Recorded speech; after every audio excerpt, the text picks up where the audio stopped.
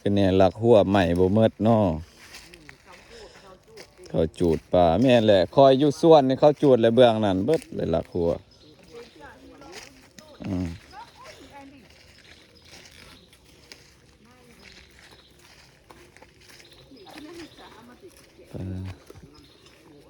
กกกล้วยยังก็เบิดลงไปเบิดเลย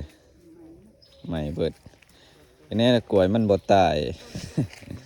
มันสิมีเงาไหม้โป่งอีก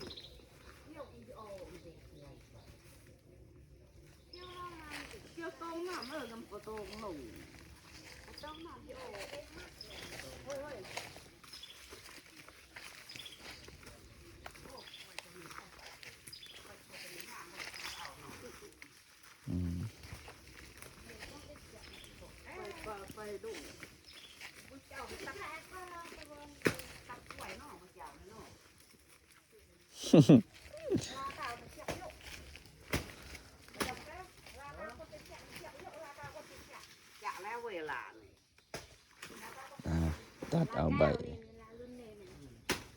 บ่เห็นมีหมากป่าเลยนี่แม่นี่ โอ้ ได้หมา มีแต่เครือเดียวนี่บ่เบิดนี่ นี่กำลังเป็นหมา โอ้กำลังถอก ต่อหูต่อแบบโอ้ต่อไม่ต่อแคร์แล้วไม่ก็ไม่ กระเตยกำลังโคกนี่ในกำลังเป็น กำลังเป็นหมาเอ้ากำลังเป็นหมาก ล้วยกำลังเป็นหมากมันถอกโดนแล้วอันนี้กำลังเป็นหมาก ซีแหละพวกจริงในปากซาลาบเป็น เป็นกำลังเป็นกันบ่เป็น สมศักดิ์พมองเด้อ ไม่ไอ้นี่ โอ้ในแกมยืดหืด โอ้บ่หลายหวีเนาะกล้วยนี่เนาะ ไปสิซุปยาตาอย่าอ่อนต่ออันอย่าอ่อนต่อ ไอ้ต่อยอย่าคนน่ะเกี่ยวแน่ก็ลาแน่บางเกี่ยวตั้งที่ลูกตั้งผีก็แม่นห้วยเลยพี่น้องเอ้ยห้วยบุญห้วยบุญ ปากเซ่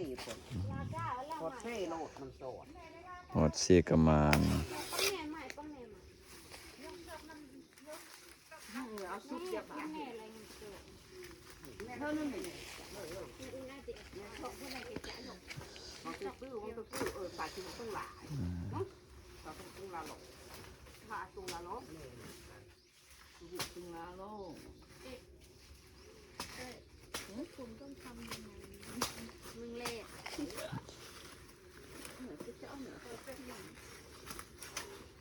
แหลบแหลบแหลบใบกล้วย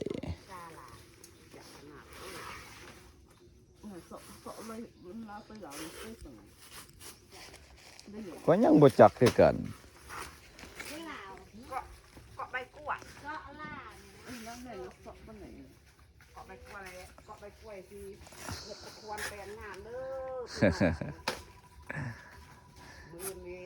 มันเป็นมือตั้งเกาะน้ำเลยนะเสาะต้นไหนมันตีต้นไหนเสาะเสือ สอสอใบกล้วยว่ะ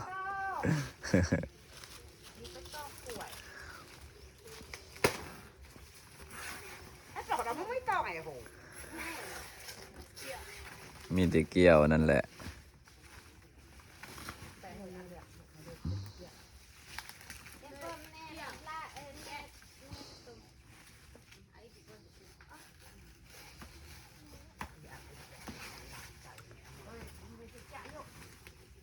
ปีนี้ได้มันลายบ่ป่ะได้ว่า2-3ตนโอ้โอ้ปีกายนี่เด้ได้ซ้ำกันบ่หรือว่าปีกายน้อยกว่านี่โอ้ปีนี้แสดงว่าได้หลายกว่าเนาะกันราคามันบ่ลงนี่ก็สิได้หลายกว่าเก่าเนาะ